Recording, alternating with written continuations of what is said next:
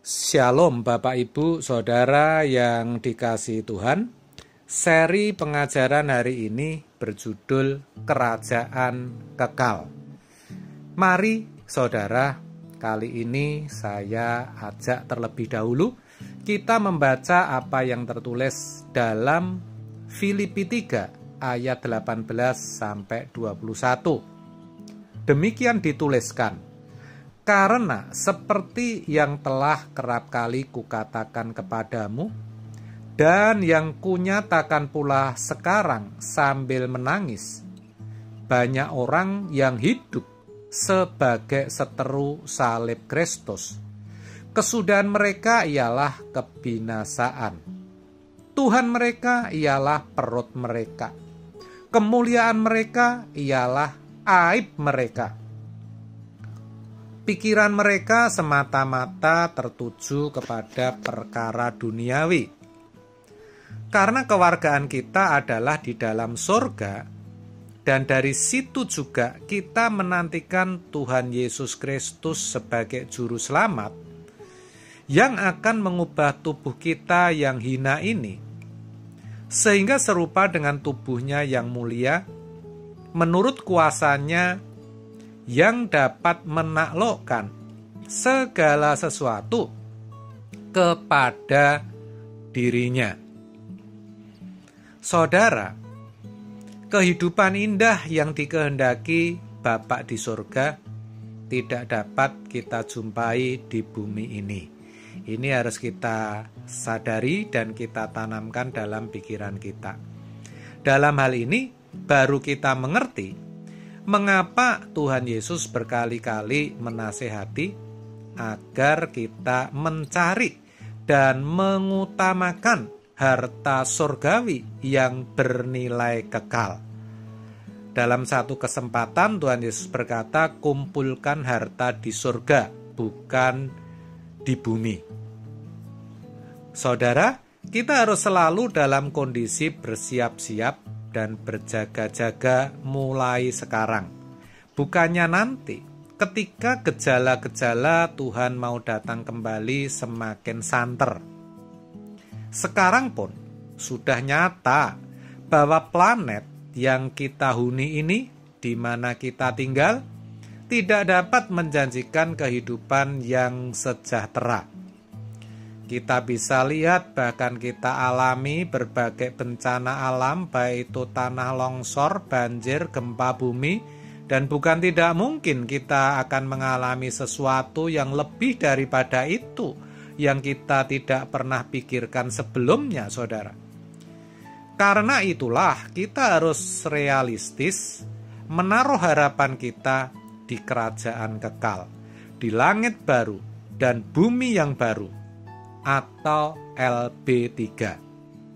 Itulah sebabnya dalam doa Bapa kami dikatakan, karena Engkaulah yang empunya kerajaan dan kuasa dan kemuliaan sampai selama-lamanya.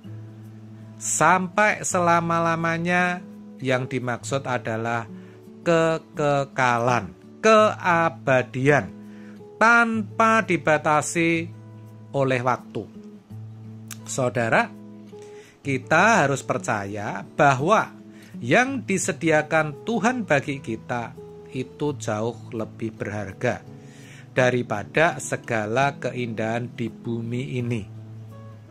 Seperti Abraham dipanggil Allah untuk meninggalkan negerinya, yaitu Ur Kasdim, yang kala itu maju dan makmur untuk menuju sebuah kota, ya, yang belum jelas karena Tuhan tidak katakan.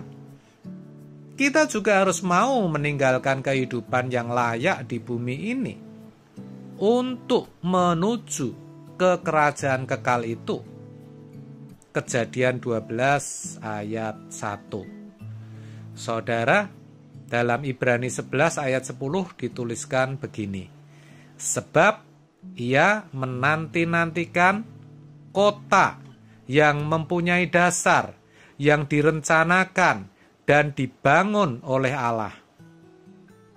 Saudara, Alkitab mengatakan kota yang dituju oleh Abraham itu memiliki dasar dan konsep yang direncanakan dan dibangun oleh Allah sendiri. Sampai akhir hidupnya, kita tahu Abraham tidak pernah mencapai kota itu. Tetapi, nah ini penting saudara, ia mau bertindak menukarkan kenyamanan hidupnya dengan iman, yaitu penurutan kepada kehendak Allah. Ia mau meninggalkan Ur Kasdim ke negeri yang belum tahu seperti apa. Ia rela menjadi musafir pertama sebagai teladan bagi kita. Namun, mengapa tidak semua orang Kristen mau menjadi musafir? Seperti orang Israel yang ketika dibawa Allah keluar dari Mesir ke Kanaan, ada sebagian yang menolak karena tidak ada kepastian seperti apa Kanaan itu.